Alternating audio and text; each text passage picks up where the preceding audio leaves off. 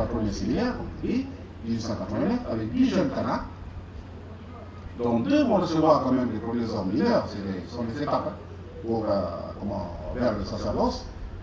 Vous avez déjà reçu les premiers hommes mineurs, mais l'établissement est brutalement fermé, toujours sous le règne de Fayet, et il se pourrait peut-être, mais ça c'est mon hypothèse, mais je ne sais pas si ça s'est passé comme ça historiquement, il se pourrait sous la pression de Fayet, car il défendait quoi finalement le gouvernement Fayet?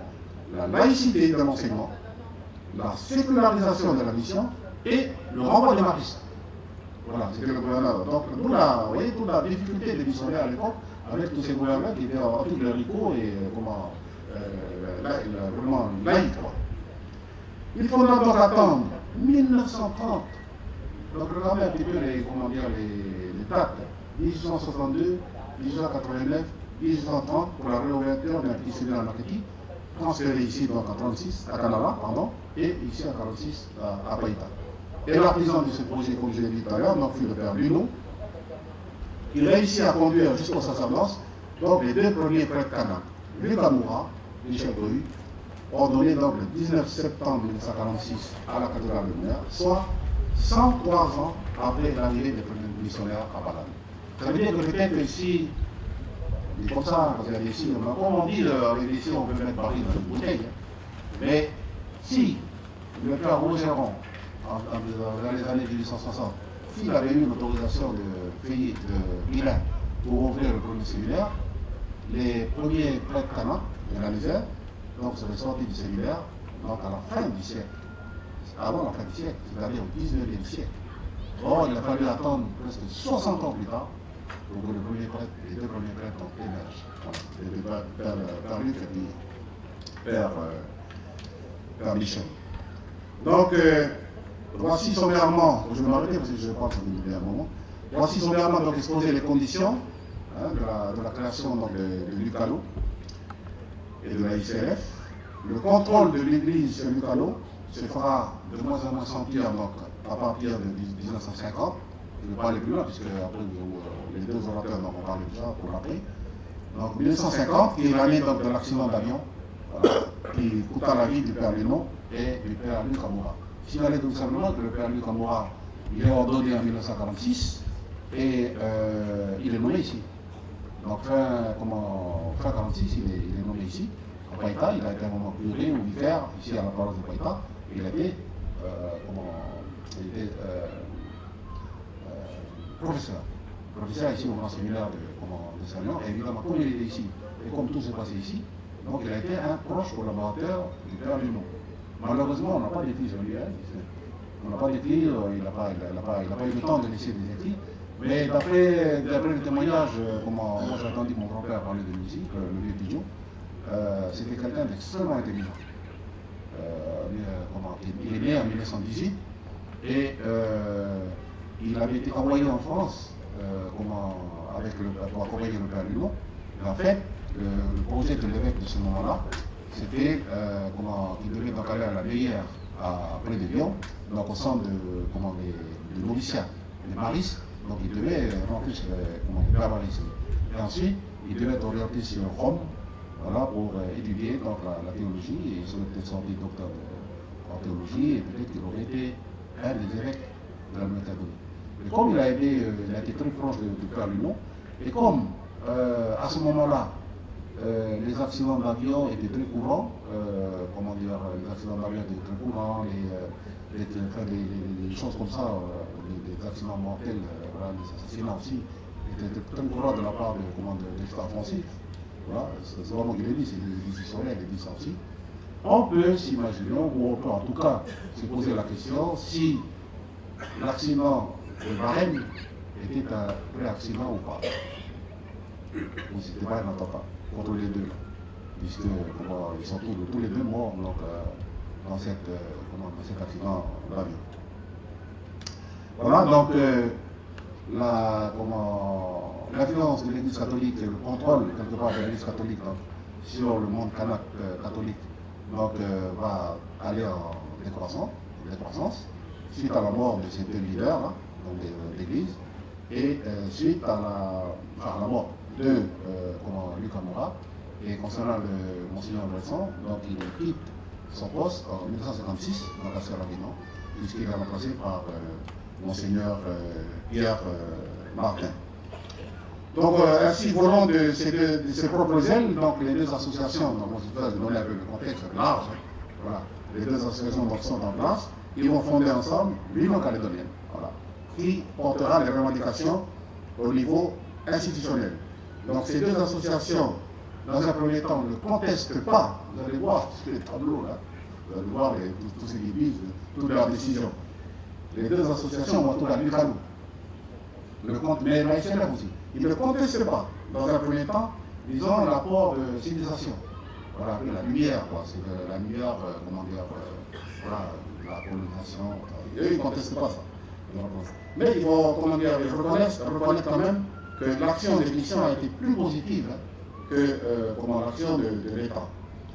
Et ailleurs, donc, dans le slogan qu'il a donné, donc, que le pasteur a rappelé tout à l'heure, donc deux couleurs, c'est peuple, on retrouve en fait des traces, en tout cas, oui, des traces, on dit ça comme ça, de la doctrine sociale de l'Église. Donc il a rappelé ça tout à l'heure, donc catholique, la doctrine sociale de l'Église catholique et la doctrine sociale de l'Église protestante, donc deux couleurs de ce peuple qui fait appel donc, aux valeurs chrétiennes, de la fraternité, de la charité, de la compassion, de l'unité, de la subsidiarité, etc. Il n'en reste pas moins donc que les problématiques qui sont soulevées demeurent toujours d'actualité, car jamais ou peu pris en compte donc toutes ces problématiques-là par le pouvoir en place. Islam l'a rappelé tout à l'heure, donc la police tribale, voilà, le sénateur Ediac, le ministre catholique est là, donc il connaît bien le problème aussi. On a souvent parlé de police tribale, surtout actuellement avec les affaires de Saint-Louis, Baïta, tout ça, voilà, on a beaucoup parlé de police tribale. Et c'est pas nouveau. Il y en a des gens qui disent des fois qu'on est en train d'inventer tout ça. Mais à 70 ans, c'était dans le programme. Et vous regardez bien tous les programmes, le programme, c'est toujours d'actualité. Toutes ces problématiques-là sont toujours là. Donc, restera évidemment l'éternelle question de l'unité, donc voilà, sans cesse à trouver pour assurer la cohésion face aux défis de situation. Donc, en conclusion, je donnerai 3 points donc, de mon intervention. Donc, l'Église, dont je vais parler plutôt pour l'Église catholique, donc, pour des raisons doctrinales et de stratégie pastorale, face au réveil politique kanak, a mis sur les rails, peut-être, malgré elle, les Kanaks et les Calédoniens sur la voie de leur émancipation. On était un peu malgré elle parce que la peur d'influence, elle a été brutale. Donc, au lendemain de 1950, la mort du père Luno et père Luc et la démission de Monseigneur Bosse.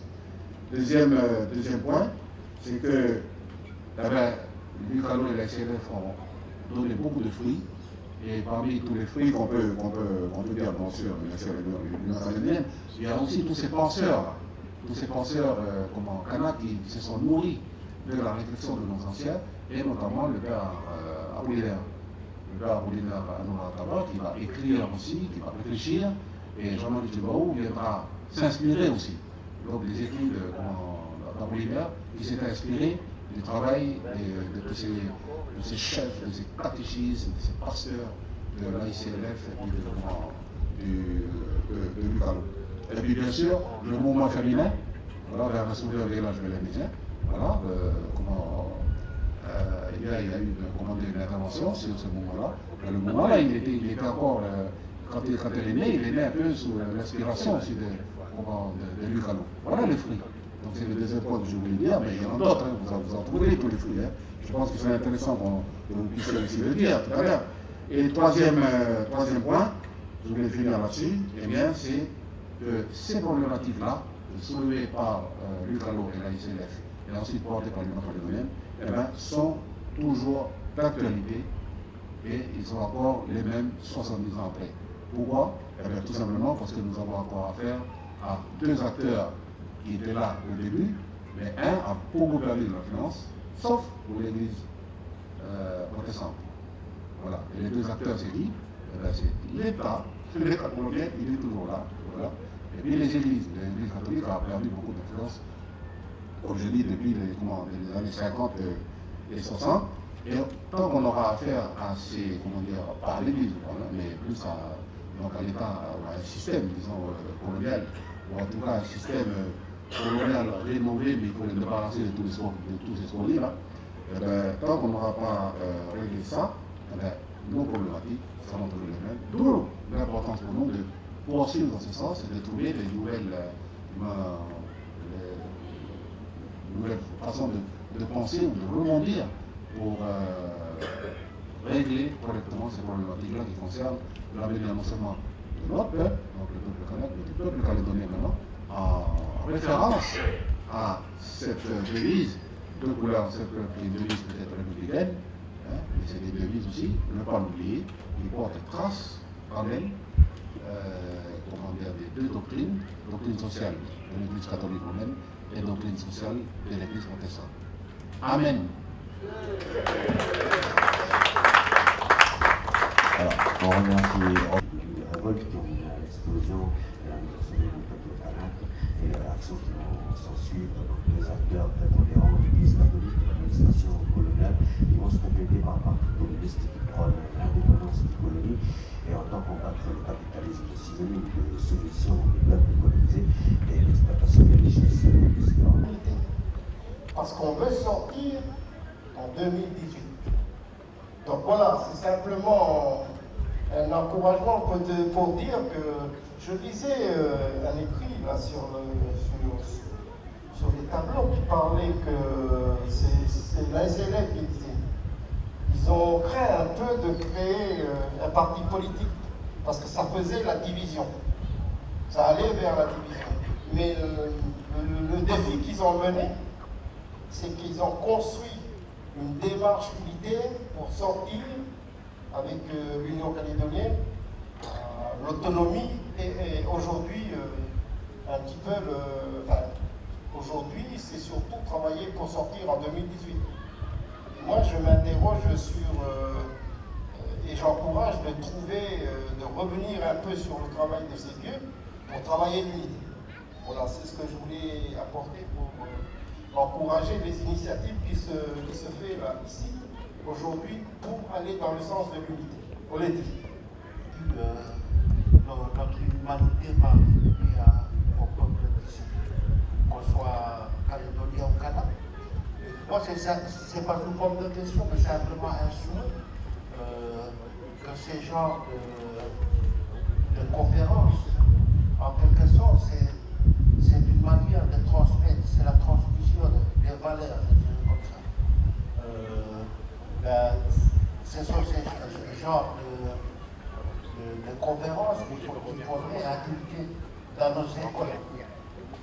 Parce qu'à aujourd'hui, nous, on a constaté avant l'année prochaine que les milliers de jeunes qui ne sont pas impliqués, par exemple sur la liste électorale, d'une part, peut-être,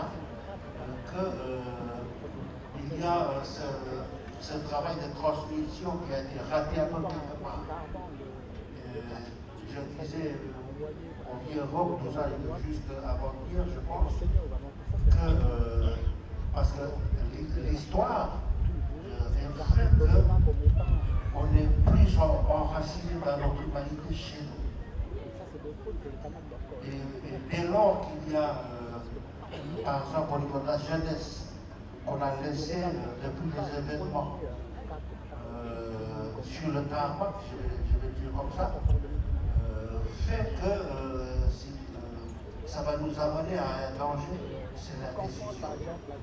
Quand on est indécis vis-à-vis des orientations, qu'elles soient politiques ou autres, eh bien, c'est pas bien parce qu'on va vivre une espèce de tiers-d'heure qui fait qu'on n'est même pas engagé quelque part. Donc, le souhait, c'est de continuer ce genre de conférences et puis surtout inscrire déjà dans le programme scolaire l'histoire de chez nous, parce que c'est de cette manière-là que quand on parle de nous, on peut susciter des vocations, surtout la motivation pour y aller là-bas. On l'est. C'était le grand chef Pascal Siazet, ex-président du CDP.